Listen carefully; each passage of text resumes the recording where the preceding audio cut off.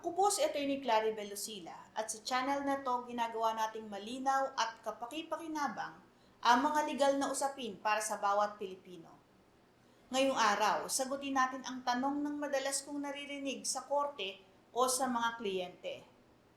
Attorney, lahat ba ng krimen pwedeng piyansahan? Ang maikli nating sagot, hindi po lahat. Pero may karapatan ng isang akusado na magpiyansa o mag-bail sa karamihan ng kaso. Ayon sa Article 3, Section 13 ng ating Philippine Constitution, all persons except those charged with offenses punishable by reclusion perpetua when evidence of guilt is strong shall, before conviction, be bailable by sufficient sureties or be released on recognizance as may be provided by law. Ang ibig sabihin po nito, lahat ng akusado ay may karapatan sa bail, maliban sa mga krimeng may parusang reclusion perpetua or life imprisonment, at kung malakas ang ebidensya ng pagkakasala. Sa Rule 114 naman ng Rules of Criminal Procedure, dito natin makikita kung alin sa mga krimen ang hindi agad pwedeng piyansahan. Ito ay ang mga capital offense na punishable ng reclusion perpetua o life imprisonment at kung malakas ang ebidensya ng pagkakasala. Ang mga non-bailable ay ang mga krimeng may parusang reclusion perpetua o life imprisonment katulad ng murder, rape, drug trafficking, kidnapping for ransom, plunder, at terrorism. Pero tandaan po natin, hindi ito automatic na walang piyansa. Kailangan munang magkaroon ng hearing on bail at kung mapatunayan ng prosecution na malakas ang ebidensya, doon lang hindi pwedeng magpiyansa. Hindi lahat ng akusado ay automatikong pwedeng makapagpiyansa.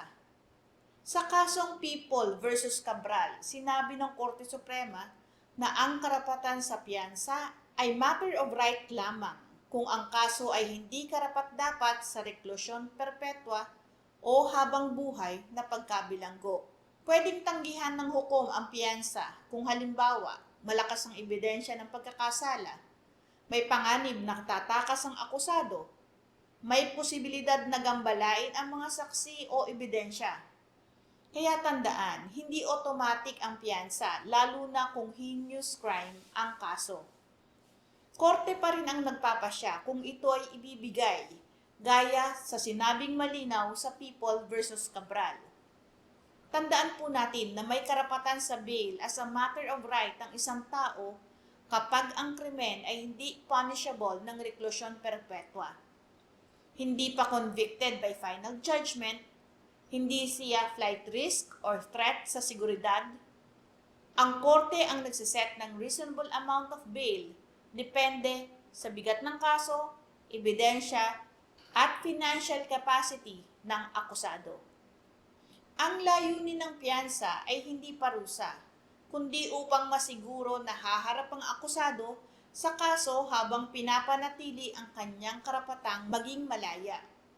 Mahalagang tandaan po natin, ang bail ay hindi nangangahulugang inosente ka na. Ito ay isang paraan para pansamantalang makalaya habang nililitis ang kaso. Pero kapag lumabag ka sa kondisyon ng bail, tulad ng hindi pagdalo sa hearing, maaaring kanselahin ito at ipaaresto ka muli. May mga pagkakataon ding maaaring i-appeal ang denial of bail sa Court of Appeals o Supreme Court kung may grave abuse of discretion. Kaya sa tanong na lahat ba ng krimen may piyansa? Ang sagot, hindi lahat, pero karamihan, oo, may karapatan kang magpiyansa basta't ayon sa batas. Ang karapatang ito ay bahagi ng due process at presumption of innocence ng bawat akusado. Dito sa ating channel, ginagabayan namin kayo sa bawat tanong sa batas mula arrest, bail, trial, hanggang final judgment.